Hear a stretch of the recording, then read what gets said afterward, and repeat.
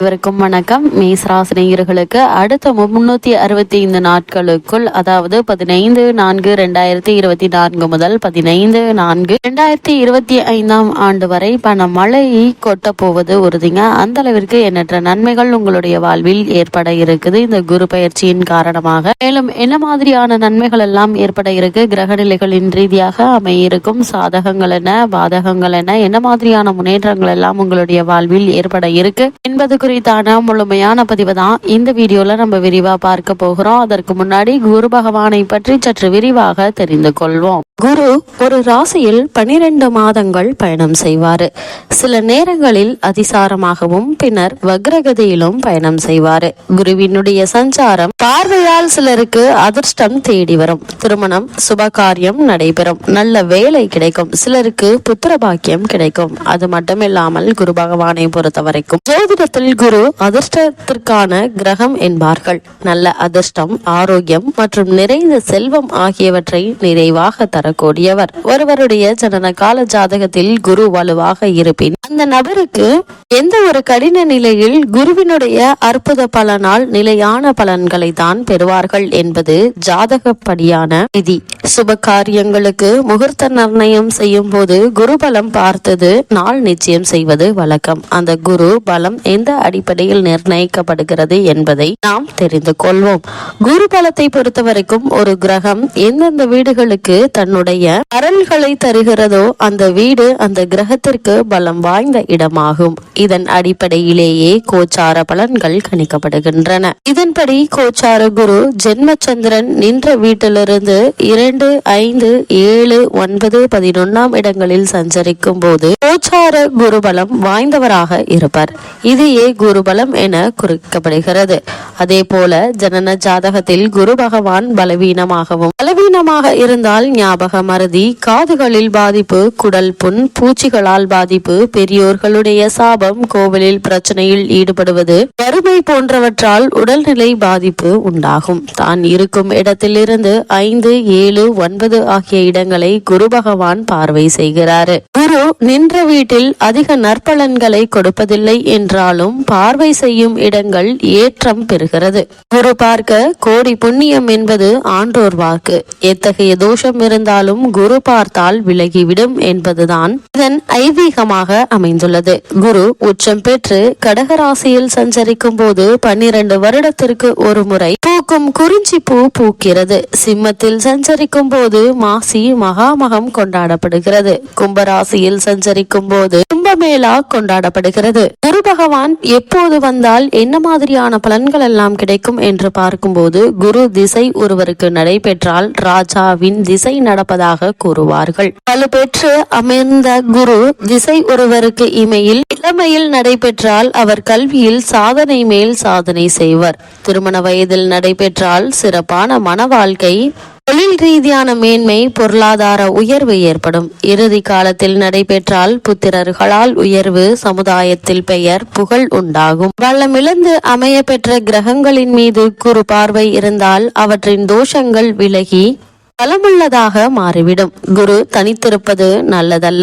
குரு நின்ற இடம் பால் என்பார்கள். அதுவே குரு கிரக சேர்க்கையுடன் அமைந்தால் இந்த இடம் பலம் வாய்ந்ததாக மாறுகிறது. குரு கோச்சார ரீதியாக ஜாதகங்களில் 2, 5, 7, 9, 11 ஆகிய இடங்களில் சஞ்சரிக்கும் காலத்தில் பொருளாதார மேன்மை, திருமணம் போன்ற சுப காரியங்கள் கை கூடி வரும். புத்திர பாக்கியம் போன்ற யாவும் சிறப்பாக அமையும். உங்களுடைய ராசிக்கு 2, 5, 7, 9, 11 கோச்சார குரு வரும்போது குரு பலம் என கூறுவோம். ஆனால் குரு ஒரு சுற்றுக்கு 12 வருடம் எடுத்துக்கொள்வதால் ஒருவருக்கு 5 முறைதான் குரு பலம் வருவதாக வாய்ப்புள்ளது. ஒருவருடைய ஜாதகத்தில் எந்த தோஷம் இருந்தாலும் குரு பார்வைப்பட்டால் அந்த தோஷம் நீங்கும் என்பார்கள். ஒருவருடைய ஜாதகத்தில் எந்த தோஷம் இருந்தாலும் குரு பார்வைப்பட்டால் அந்த தோஷம் நீங்கும் என்பார்கள். அதாவது ஒருவருக்கு திருமணத்தில் தடை இருந்தால் குரு பார்வைப்படும் போது தடை நீங்கி உடனே உடனே திருமணத்தை நடத்தி தருவாரு குரு பகவான். ஜாதகத்தில் விதியையும் மாற்றும் வல்லமை குரு பகவானுக்கு மட்டுமே உள்ளது. எனவேதான் திருமணத்தில் குருபலம் வந்துவிட்டதா என நன்கு அறிந்த பின் திருமண முயற்சிகள்ல ஈடுபடுவார்கள். குருவினுடைய பார்வை கலஸ்திரஸ்தானத்தில் வரும்போது திருமண வயதில் உள்ளவர்களுக்கு அந்த காலகட்டத்தில் நிச்சயம் திருமணம் கைகூடி வரும். அதுபோல குரு பகவானுடைய பார்வை புத்திரஸ்தானத்தில் இருந்தால் அந்த ஜாதகக்காரருக்கு அந்த குரு பயிற்சி காலத்தில் குழந்தை செல்வம் கிடைக்கும். ஒரு ஜாதகத்தில் குருவினுடைய அருள் முழுமையாக இல்லாவிட்டால் திருமணம் கால தாமதமாகலாம் அல்லது திருமண வாழ்வில் நிம்மதியின்மையோ குழந்தை பேரோ கிடைக்காமல் இருக்கலாம். இந்த குறையை சில பரிகாரங்களின் மூலம் குரு ஆராதனைகளின் மூலமும் நிவர்த்தி செய்யலாம். அதே போல குரு பகவானை பொறுத்த வரைக்கும் 12 ராசி கட்டங்களில் குரு பகவான் 1ஆம் இடத்தில் இருந்தால் நீண்ட ஆயுள் கிடைக்கும். 2ஆம் இடத்தில் இருந்தால் அரசு வேலை கிடைக்கும். 3ஆம் இடத்தில் இருந்தால் உடன்பிறப்புகளால் உதவி கிடைக்கும். 4ஆம் இடத்தில் இருந்தால் வீடு வாகன யோகம் கிடைக்கும். 5ஆம் இடத்தில் இருந்தால் புத்திர தோஷம் பெண் குழந்தைகள் தோஷம் நீங்கும். 6ஆம் இடத்தில் இருந்தால் பிரச்சனை இல்லாத வாழ்வு மலரும். 7ஆம் இடத்தில் இருந்தால் நல்ல வாழ்க்கை துணை அமையும். 8ஆம் இடத்தில் இருந்தால் நீண்ட ஆயுள் கிடைக்கும். 9ஆம் இடத்தில் இருந்தால் அள்ளி கொடுப்பார் குரு பகவான். 10ஆம் இடத்தில் இருந்தால் பதவி மாற்றம் கிடைக்கும். 11ஆம் இடத்தில் இருந்தால் செல்வ நிலையில் உயர்வு உண்டு. 12ஆம் இடத்தில் இருந்தால் சுப விரயம் பெரிய மனிதர்களின் தொடர்புகள் கிடைக்கும். பொதுவாகவே குரு ஜோதிட சாஸ்திரப்படியும் ஆன்மீக ரீதியாகவும் குரு பகவான் ஞானத்திற்கு அதிபதியாக கருதப்படுகிறார். திருமணம் போன்ற தடையின்றி நடக்க, நல்ல வேலை கிடைக்க, உயர் கல்வி பெற என வாழ்வில் முக்கிய நிகழ்வுகளுக்கு குருவினுடைய அருள் மிக மிக முக்கியம். இதனை குரு பார்க்க கோடி நன்மை என்று கூறக்கூடிய அளவிற்கு குருவினுடைய நன்மைகளும் மேன்மைகளும் அதிகம். அப்படிப்பட்ட குருவினுடைய இந்த பயிற்சி எண்ணற்ற நன்மைகளை உங்களுடைய வாழ்வில் ஏற்படுத்தி கொடுக்க இருக்குங்க. இவ்வளவு மேன்மைகளை கொண்ட குரு பகவான் தற்போது மேசராசியிலிருந்து தனது பகை கிரகமான சுக்கிரனுடைய ஆட்சி வீடான ரிஷபராசிக்கு பயிற்சியாகிறார். இதன் காரணமாக மேசராசியை சேர்ந்த அஸ்வினி, கிருத்திகை முதல் பாதம் மற்றும் பரணி நட்சத்திரக்காரர்களுக்கு குடும்ப சூழ்நிலை ரீதியாக மேலும் என்ன மாதிரியான நன்மைகள் எல்லாம் ஏற்பட இருக்கு என்று பார்க்கும்போது, மேசராசினியர்களை பொறுத்த வரைக்கும் அவர் உங்களுடைய ராசிக்கு குரு பகவான் வாக்கு, தனம், குடும்பம் ஆகியவற்றுக்கு பொறுப்பான ரிஷபராசிக்கு மாறுவது மிக நல்ல ஒரு கிரக மாறுதல் என்று தாங்க சொல்ல வேண்டும். இந்த காலகட்டத்தை பொறுத்த வரைக்கும் மேசராசினியர்களுக்கு வருமானம் என்பது திருப்திகரமாக இருக்குங்க. வீண் செலவுகள் கட்டுக்கடங்கி தாங்க இருக்கும். குடும்பத்தில் சுப நிகழ்ச்சிகள் நிகழ்வதற்கான சாத்தியக்கூறுகள் அதிகம் இருக்குது. அதே போல நெருங்கிய உறவினர் ஒருவருடைய வருகை மன நிறைவை அளிக்கும் விதமா அமைஞ்சிருக்குதுங்க. குறிப்பா மேசராசினியர்கள் திருமணம் சம்பந்தமான முயற்சிகளை மேற்கொள்பவர்களாக இருந்தீங்க அப்படின்னா குரு பகவானுடைய இந்த சஞ்சார நிலை உங்களுக்கு வெற்றியை தேடி தரும் வகையில அமையிருக்குதுங்க. மேசராசினியர்களை பொறுத்த வரைக்கும் ஆரோக்கியத்தை பொறுத்த வரைக்கும் நல்ல ஒரு முன்னேற்றம் ஏற்பட இருக்குது. குறிப்பா பிள்ளை அல்லது பெண் ஒருவருக்கு படிப்பு முடிந்து நல்ல வேலையில் அமரும் பெரும் கிடைக்க இருக்குதுங்க. உங்களுடைய முயற்சிகள் அனைத்துமே வெற்றி பெறும் என்பதை கிரகநிலைகள் தெளிவுபடுத்துதுங்க. ஒரு சிலருக்கு சொந்த வீடு அமையும் பாக்கியம் உள்ளதால அதற்கான முயற்சிகளை நீங்கள் மேற்கொள்ளும் போது சிறு முயற்சியிலேயே உங்களுக்கு வெற்றி கிடைப்பதற்கான சாத்தியக்கூறுகளும் அதிகம் இருக்கு என்பதை கிரகநிலைகள் தெளிவுபடுத்துது. குடும்பத்தில் உபநயனம், நிச்சயதார்த்தம், திருமணம், சீமந்தம் போன்ற சுப நிகழ்ச்சிகள் நிகழ சாத்தியக்கூறுகள் இருக்கு என்பதை குரு பகவானுடைய ரிஷபராசி சஞ்சார நிலை தெளிவாகவும் உறுதியாகவும் தெளிவுபடுத்துதுங்க.